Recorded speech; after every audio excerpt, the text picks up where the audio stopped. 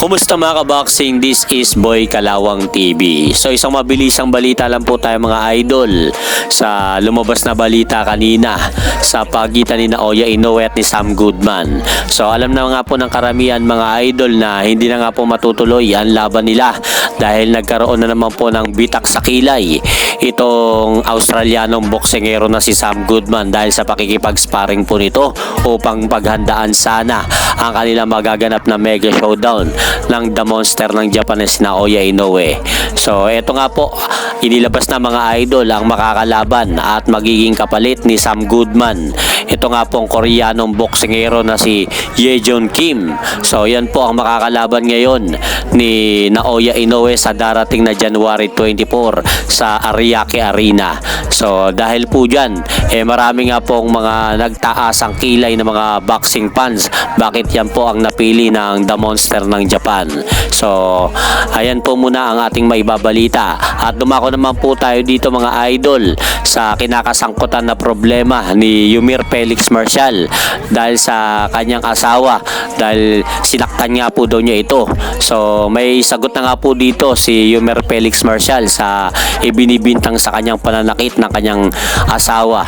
So panoorin nyo nga po mga idol ang video na ito at courtesy na rin po mga idol ang totoong may owner ng video na ito. Minamaltrato, tapos may mga bagay na parang hindi ka aya-aya na ginawa mo raw bilang asawa niya. Ang totoo yun, hindi totoo lahat ng mga sinabi niya sa akin. Dahil una-una, kung sinasaktan ko siya, bakit siya magkakaroon ng pasa na ganun pasa lang? Bakit siya magkaroon ng pasa sa paa? Dahil siya yung nagsasaktan sa akin, pinoprotektahan ko sa sarili ko na wag niya ako saktan at natatamaan ko siya na dahil sa pagprotekta ko sa akin sarili at nagkakaroon siya ng pasa. Do you think na dahil sa pananakit ko sa kanya na gusto pa rin niya sa akin magstay? Ginagawa niya ito sa akin ngayon dahil ayaw ko na makisama sa kanya dahil sa ugali niya. At alam ko na lahat ng mga taong bayan ngayon nakikita yung picture kung ano yung pinost niya. Yung sa likod ng picture na yun is hindi talaga picture yun, video yun. Video yun na sinasaktan nila yung babae. Dalawa sila ng kapatid niya na pilit kong pinoprotektahan. Walang nangyayari na bakit walang nangyayari na pagtataksil dahil hindi naman pumunta siya doon sa akin na hindi naman na hindi niya kami inabol na nakapatong o may ginagawa na bagay. Nandun lang ako. Gusto ko po iliwanagin ang lahat na kami dalawa hindi na kami maayos. Bago pa taon na bago pa nangyari itong insidente, hindi na kami maayos. Hindi na maayos yung relasyon niya dahil parati kami nag-aaway, parati niya ako sinasaktan. At alam ng mga kaibigan ko yan, alam ng pamilya niya, ng mga kapatid niya. Alam nila lahat yan.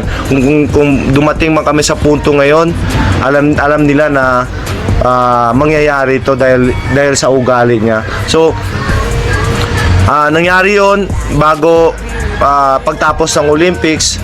Hindi na kami nagsasama dalawa, hindi na kami natutulog na magkasama, nakatira kami sa isang bahay. So minsan ako lumalabas, pumupunta sa mga kaibigan ko. At yung babae na nakita nila sa video, kaibigan ko yun. Sa picture, kaibigan ko yun na isang beses na pinuntahan ko kasi taga-Sambuanga kasi nagkita kami sa Makati, coincidence na nagkita kami, hindi taga-Sambuanga pala, nag-uusap, and then yun, nagsama. Actually nung nagsama kami, may kasama siyang kaibigan. Nung nagsama, may kasama din ako, and then accidentally na nahulog niya yung wallet niya sa sasakyan. So hindi ko inasahan na nandun pala yung wallet na nahulog, maliit na wallet nahulog sa sasakyan. Tinago ko, nilagay ko sa bag at umuwi na siya ng Sambuanga noon. And then nakita ng asawa ko yung wallet niya. Doon nagsimula lahat. Yung pag hinala niya, ganon, ginawa niya na ng storya na ganon, may babae ako. And then, kinontak nila yung babae, inaway nila lahat. So, yung babae... So yun po mga idol, panoorin nyo na lang po ang full video ng interview ni Yumir Felix Marcial sa GMA News. At hanggang dito na lang po muna ang aking update sa mga aganapan sa mundo ng boxing. At syempre mga idol, huwag nyo rin pong kalimutan, pakisuportahan nyo naman po muna ang ating munting channel. Maraming salamat po.